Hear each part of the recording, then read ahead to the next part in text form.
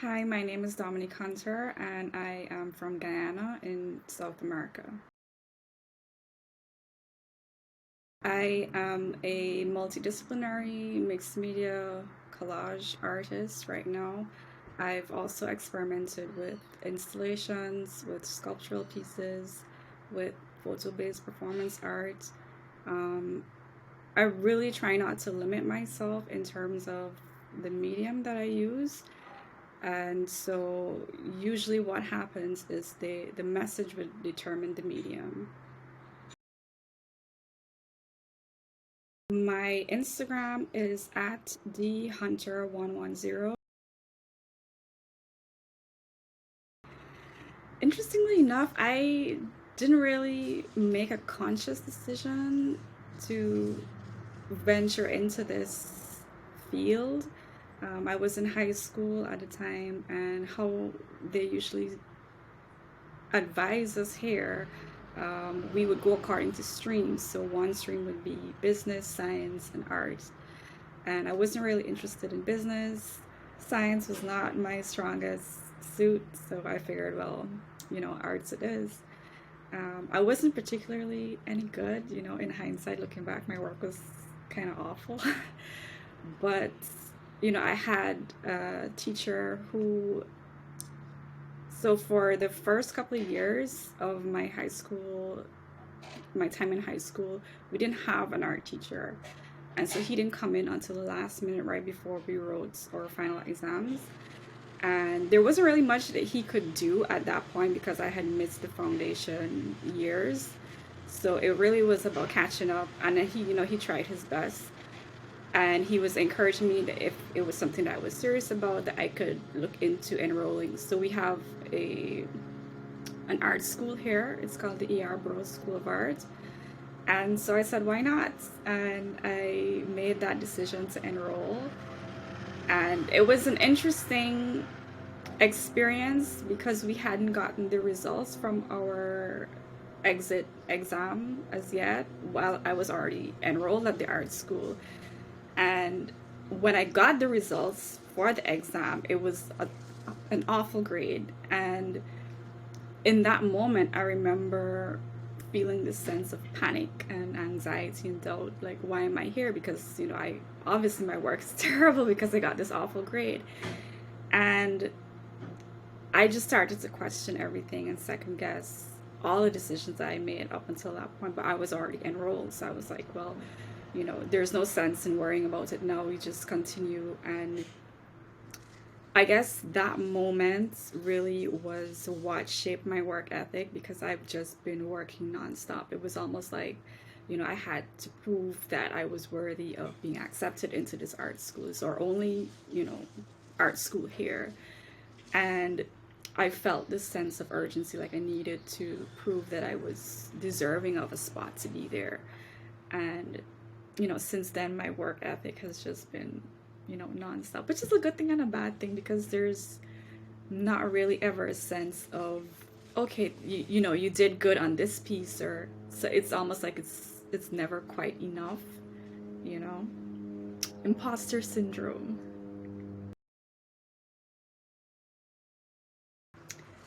That is a tough question. That is something that I still struggle with every single day that I show up to work in my space. Um, I don't have the answers. I don't have, any recommendations because I haven't quite figured it out as yet. But what I do know is that discipline matters. Discipline is important. So even on the days where you feel like your work isn't good enough or you don't deserve to be in this particular position or you're not deserving of this opportunity, just show up and do the work and try to block out everything else. Everything else is irrelevant. Just do the work. That's what I tell myself. So the work that I was making when I first started was very, very different. um, During my early years, because I felt like there was a lot of pressure as a female artist from the Caribbean, and more specifically from Guyana, there's this idea that you have to produce a certain kind of work to be considered, a Guyanese artist. And so, stereotypical representations of the space, we have a very famous, world famous waterfall. It's called the Kaitra Falls. And, scenes like that. And it's not, knocking anybody who produces work like that. Is completely valid. Everybody has their own space and their own calling. But I've always felt like the the space should be expanded to include people who don't necessarily want to produce those kinds of work. And at the time, people weren't as open and or as welcoming to other kinds of art. So I've heard all sorts of stuff about my art. It's not real art. It's, vulgar. It's this, it's that.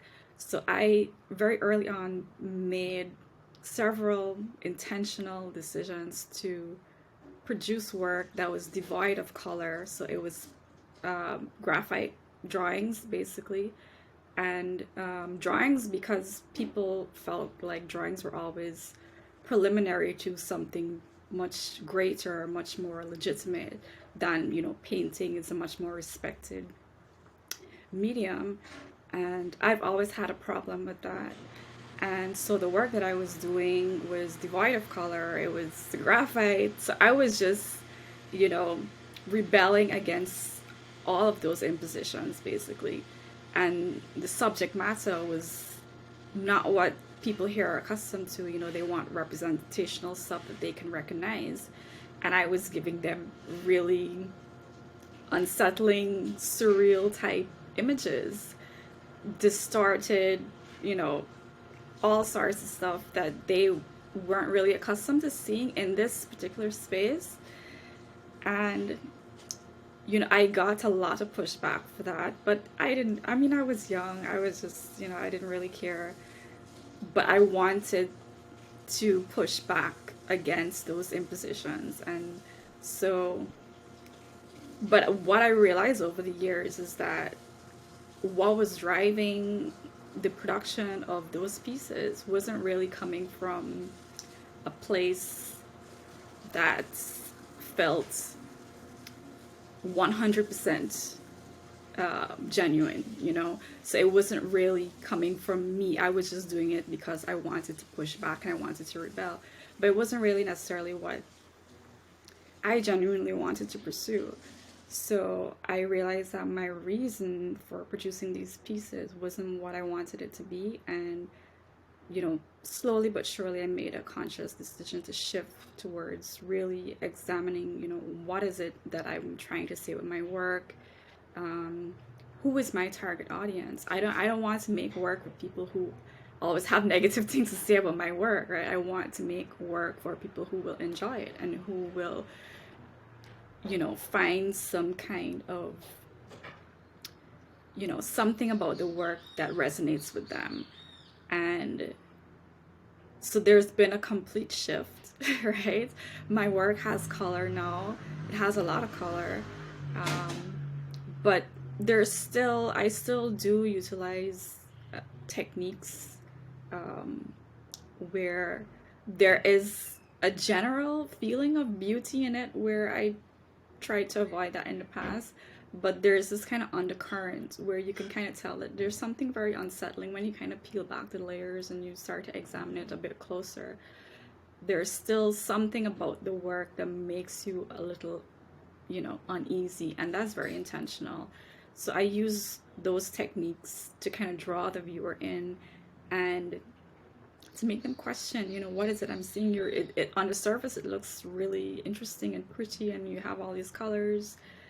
But when you really get to the heart of it, there's something there that makes you wonder, what is it that's really happening here?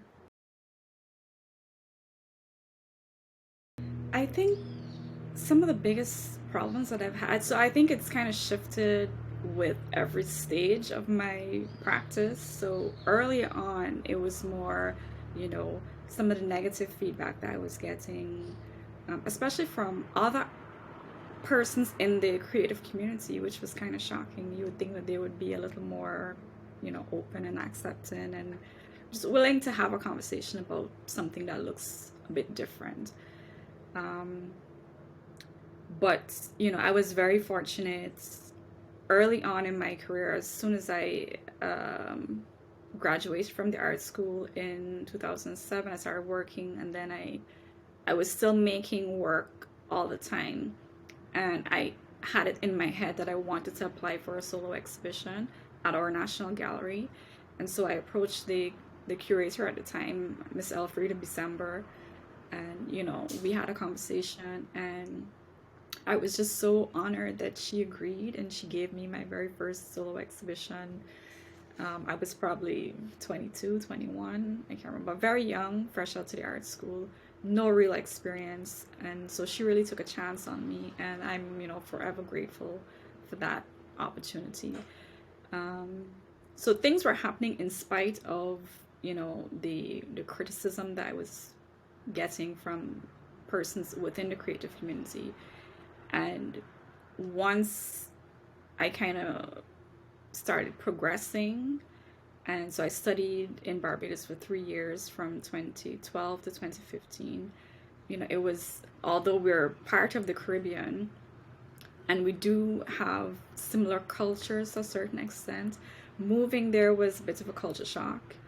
Um, but I eventually, I got used to being there. I got used to the creative environment. There were things always happening, and really kind of developed these fantastic relationships with my peers and my, mentors and everybody. It was a really exciting and thriving community to be a part of, although they were complaining that it wasn't exciting enough. And I'm like, well, considering where I'm from, there's a lot more happening there than here, right? So just to put things into perspective. But and then I had to move back home after I had gotten used to that environment. So moving back home, it was, again, you have to readjust because you get accustomed to certain things over there, and accessibility of materials and just this environment, that felt conducive to growth, any kind of creative growth, right?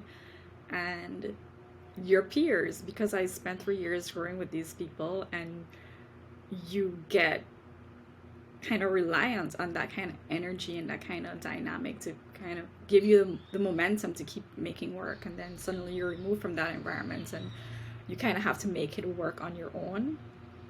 So that was a bit of a challenge. But I did come back home with a lot of energy, a lot of ideas, things that I learned that I want to share with people here.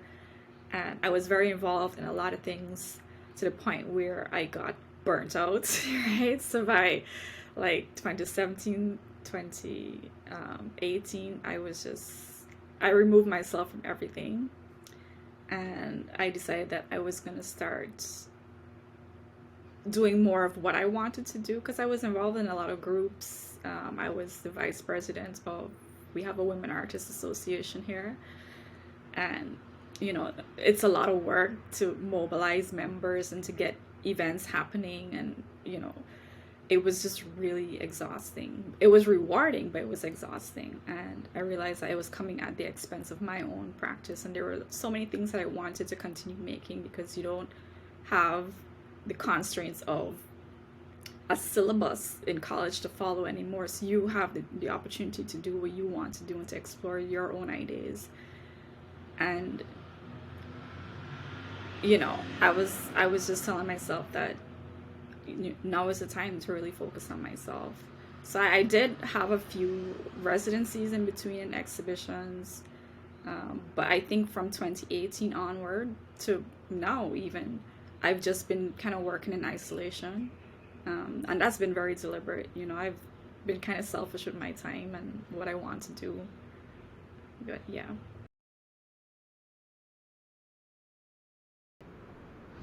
That's a tough one. I mean, usually I'm very introverted.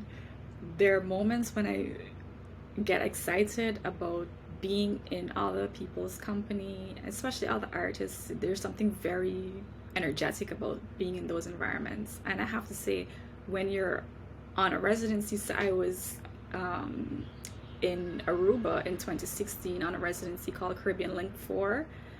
Amazing, right? So you have about 16 or 15 other artists from all over the Caribbean, and we are all coming in at different stages of our career and just making work together, making work on our own in the same space. So that was really exciting because that was the first time I had experienced anything like that.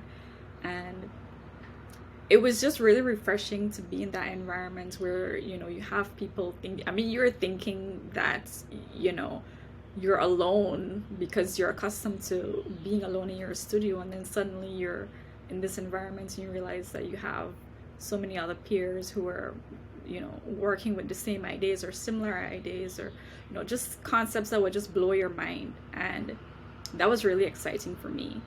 um, it's like it's trying to find that balance, because I can be very excited by that, but it's exhausting. It's like physically draining. So there are times when I need to kind of pull away and, you know, re-energize and then go again. But for right now, I've been working on my own. Yeah. So right now, I would say the central themes would be migration, mental health, things like anxiety, um, and even depression. And for a long time, I was very, very reluctant to use that word, because we have this. At least I had this idea about, how depression looked, and I was like, oh, I'm not depressed, because you have in your head that it's supposed to look a certain way, and you're supposed to be like moping all the time, and and I wasn't. I think for me it was more like a functional kind of depression. I don't know if that's, the clinical term, but very efficient, but there's still this heaviness that is just always there, right? And my strategy has always been to work through all of it, regardless of what I'm feeling. And I think 2017, 2018, when I was physically exhausted and I wasn't able to work through it, suddenly you're faced with this real dilemma, like, how do you deal with this thing, right? So I took a short break, and then I got back into the studio because I can't stay away from work for too long. I started to feel really guilty, and you feel like, you should be working. Why aren't you working? And but definitely themes of, anxiety and depression, and even escapism. Like, a lot of my work now is about being rooted in a space that is not exactly conducive to creative growth, and trying to figure out how to navigate that space. So I am very reliant on opportunities overseas, whether it's internationally or even regionally.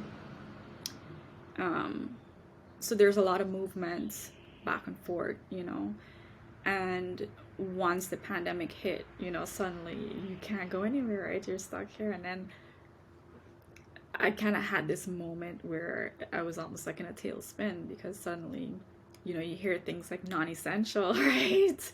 And it just throws your entire practice into chaos. Like, I've spent like more than half my life doing this, and suddenly it's non-essential, right? And it was definitely an intense moment, and I'm not quite sure. I mean, I know it's been 3 years, but I'm not quite sure that I've worked through um, that moment. Like, I'm still in 2020 mentally, um, but it's definitely more so migration, mental health, you know. Um, yeah, yeah. I think the pandemic definitely kind of shone a spotlight on those feelings that I knew something was there, but I couldn't really figure it out. I couldn't identify what it was or even articulate, right? And that definitely made me realize, how much more was under the surface. And in a way, it's almost been like a journal for me to kind of work through and process and figure out. you know, what does this mean for me in the bigger scheme of things? And yeah, it's definitely been interesting. I think migration is political and cultural. Um, I'm very much involved in a type of migration every time I leave here to go overseas for whatever opportunity. I'm involved in a kind of mini migration, although it's not a permanent uprooting and moving. It's still movement, right? And there's still a period where you have to settle and readjust, and then you have to uproot and then move back. Um, so I think it is political and it is cultural, if you really examine the reasons why people move and, the response of that movement by the host country or the people, it varies depending on who you are, where you're coming from, why you're going there. And I think in the last couple of years, we've seen so many instances of these kind of movements happening, and really unfortunate and kind of disappointing responses to these movements. Everybody just wants to live a better life and to provide for their families, and I don't think there's anything wrong with that. Um, and I'm not gonna get into too much of that, because that's like a hot topic, right? But I think migration definitely is political and cultural, and especially coming from countries that have been colonized. Like, hello, the reason we're not doing this, you know there's a legitimate reason why we're doing this. We were colonized, and you guys came here and you took everything of value, and then you left nothing. So what are we supposed to do, right? So, and then when we try to go to your country and then you shut the door on us, it's like, yeah. And when I started, because I almost kind of stumbled onto this, but I don't want to say stumble, but maybe it was like some kind of divine, moment happening there. So my parents bought a farm here in 2016, and so I would go with them to, see what it's like. And one of the first times I went there, I'm always taking pictures with my phone, and the back of it was just completely overgrown, covered with this vine. At the time, I didn't know what it was called, right? But it was blooming, right? So it had these pretty pink flowers, and it was just covered like a bed of this vine. And it was so striking that I started taking photos of it. And I think it was that same year or the following year, I was invited to submit work in a group exhibition about migration. And the curator at the time, the curator was Grace Anisa Ali, and she was encouraging me to think of migration from my own personal journey. And I hadn't really thought of what I was doing at the time. I wasn't thinking about it in those terms. And so I started to look at this vine as a metaphor, right, for people who go between spaces, and they kind of exist on this cusp of here and there, right? And the more I started to research this vine, I started to realize that it has some really interesting features. It's called a beach morning glory vine, and it has this really interesting defense mechanism to repel insects that would eat it. It's able to withstand extreme temperatures. The roots go 2 meters down in some cases, so they help to stabilize the coastline. And it was so interesting because at the time I was thinking of it as invasive, as a weed, as something that you would want to get rid of. It's pretty, right? But how functional is it? What is the purpose? And the more I started to research this vine, the more I realized that I can really use this as a metaphor, right? And that's what I started to do. And as I continue to build, because this is very much an ongoing series, as I continue to build this series, I'm realizing that is not just personal, right? So I tend to look inward a lot, and think of myself and my story, and this is me. And I know that there will be people who resonate with this story, but I hadn't really thought of the bigger implications of migration, and the inherent issues that arise when people decide to migrate. And like you said, the political and cultural implications of moving. And so now it's really interesting to kind of shift the focus away from myself a little bit, and to focus on all the migration stories, and even to dig into like historical documents, and really get a feel of what's been happening, and to look at trends, and to kind of get a sense of what can we expect in the future. I think it's really interesting, because it's easy to make work, well, maybe not easy, right? It's convenient, maybe that's a better word, to make work about yourself, because you know yourself better than anyone else, and you're not really kind of held accountable by anyone else. And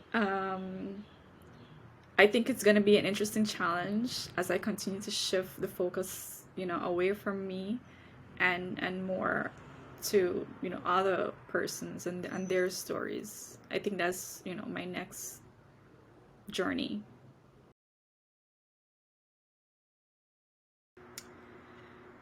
Um, so one of the more recent pieces that I've done, it was happening when the pandemic hit. I was working on it, and is I titled it "Everything Will Be Okay," and it really was reassurance for myself that everything would be okay.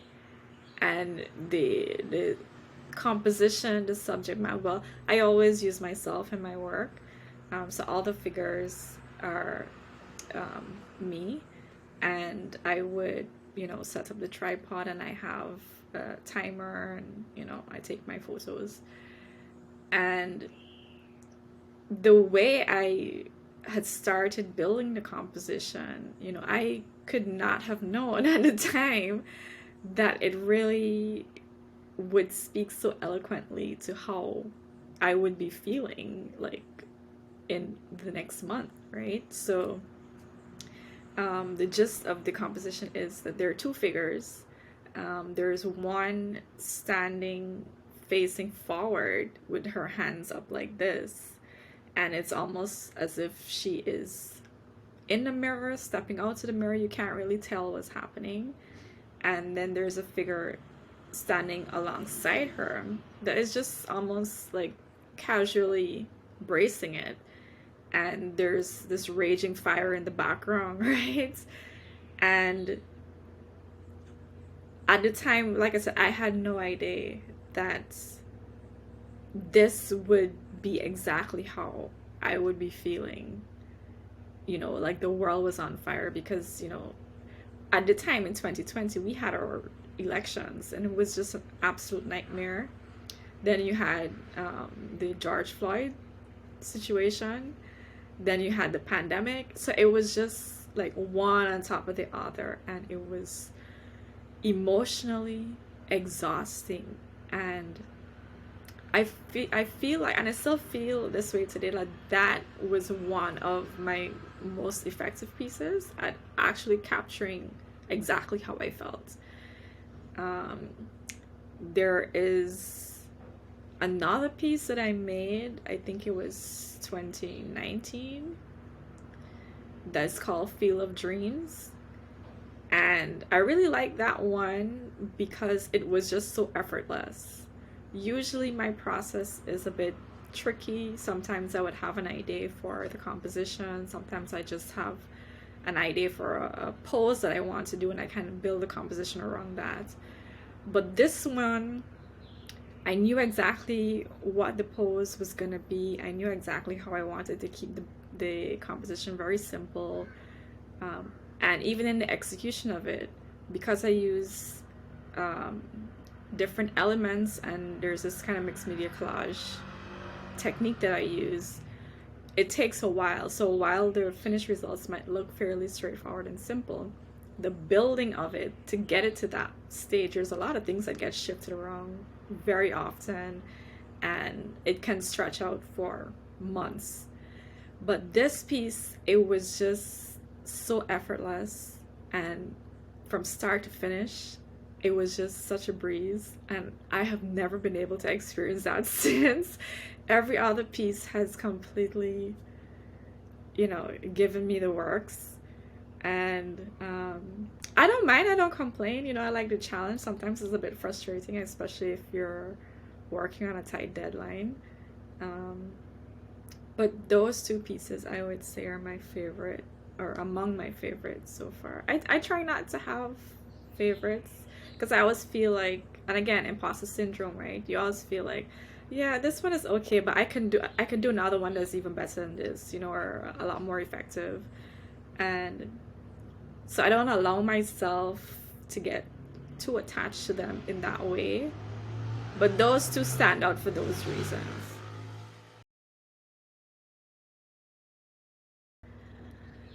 Um, wow, that is a tough one. I think I think just still being here, still making work is probably the most satisfying thing. When I think back about it, um, what, eight, about 18 years ago? I think it's been about 18 years now. When I made a decision to pursue this, like I said, I just kind of fell into it almost. Um, I had no idea that all of this existed. This, in the sense of residencies, and the internet was very different 18 years ago, right? So we didn't have social media in this way. We had ICQ, we had High Five, and it was just like chatting with your friends, right? We had no idea that it could be used, at least I didn't at that time, that it could be used to reach audiences around the world, right? I didn't need to leave my studio for people to see my work. And it is incredibly scary to think that 18 years ago I made that decision to pursue this professionally without even, really thinking about, okay, how is this gonna work? How are you gonna get curators to see your work, writers, other artists? How is this gonna work? But I just made that leap.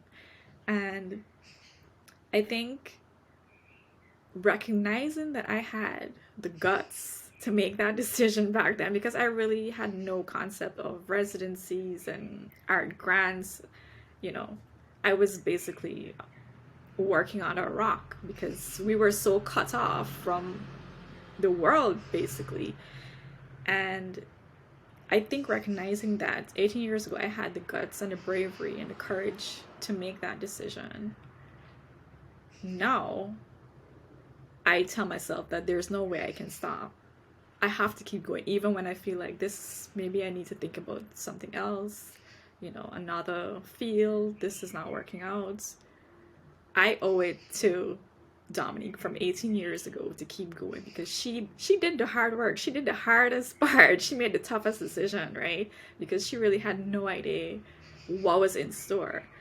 And I think for me, just being here and still making work is probably the most rewarding thing. In terms of artists, I tend to go through phases, and I guess those influences would shift as I continue. But I was really, really inspired by, early on in my career, I was really inspired by Dolly, right? So you would see a lot of that kind of influence in my early pieces, and Frida Kahlo. Um, and then as I started to get an education, and I found Louise Bourgeois, is her name? Am I pronouncing it right? I'm not sure I'm pronouncing it right, but her work I absolutely love. Um, in terms of regionally, Ebony Patterson, her work is amazing, and it was so mind blowing to me that I studied her work in college, and then I actually got to meet her, although virtually, a couple of years later.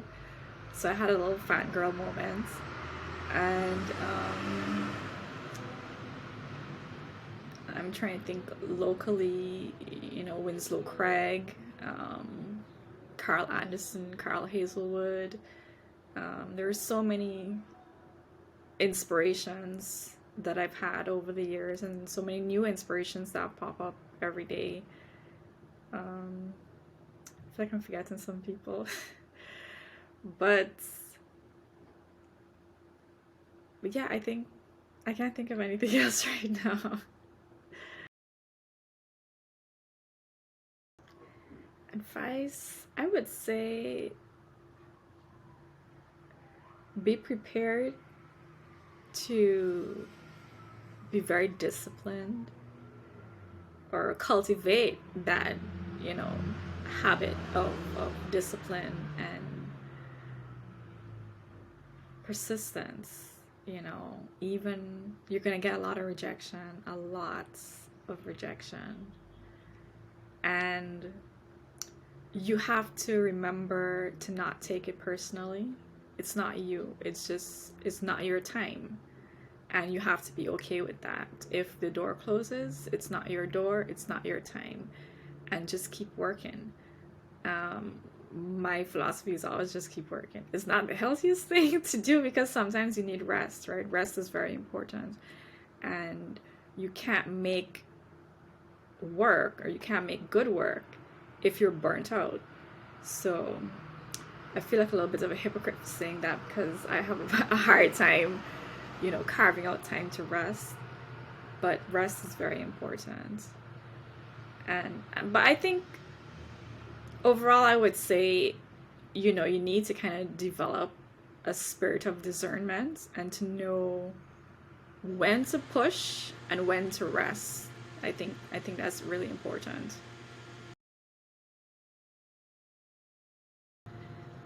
I've had work in so many exhibitions that I can't remember half of them.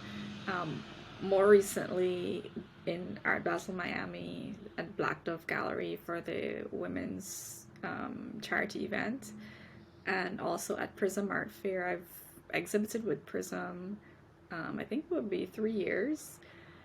Um, I think the year before I was in a group exhibition at the Clemente in New York. Um, I've been, I've shown work in Barbados, in Aruba, in Chicago, in Los Angeles, in there's so many I can't remember all of them. And I have work in the National Collection here in Guyana. Of my work has been featured in quite a few magazines in Aruba, in here in Guyana. Um, I can't remember where. I've also written for the University of the West Indies, Trinidad, the Women and Gender Studies Institutes. I submitted texts for their academic journal.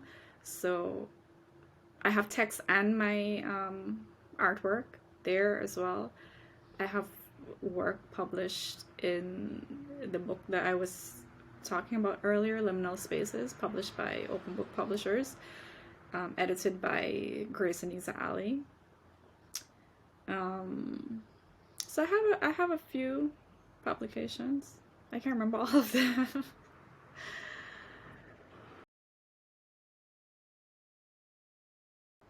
That is difficult. Um, so over the years, I mean, it's been a learning curve. People tell you all sorts of equations to use to calculate, how to charge. Do I think it's effective? You know, um, But once I started selling my work and I kind of established like a baseline for, certain pieces, I tend to work by size. So the works of a certain size would be a certain price rather than, my emotional connection or attachment to the piece. Like, oh, I feel like this is worth more because, I feel more connected to it. Um, I try to stay away from that. And I don't have it pinned down all the way as yet, but I usually go according to, you know, if the work sold through a gallery, you know, you kind of know how to calculate based on their commission, you know how much to take out, because they would have established like a market, right? A market price. And I really don't know how to advise people on that. It's been a learning curve for me for sure. And I mean, how do you tell someone to price their work? It's kind of tricky. So the lanterns are used as metaphors for light, right? Opportunities, um, hope. So they can take on many different um, meanings depending on the context that I use them in, but usually as a positive symbol of opportunities, of something hopeful that could happen. The bells, it's really interesting. Where I'm from in Guyana, in the countryside, people would usually, and this is like a really old tradition that sometimes you still see it happening. Um, when somebody dies, they would have a person drive around in a vehicle. Well, long ago, they would ride a bicycle, right? Um, and they would ring a bell to announce the death of this person in the village. And I always felt like that was so interesting. And I wanted to find a way to incorporate that into my work. And so the bell represents the the loss of opportunity, the death of it, the end of it, and the lantern represents the beginning.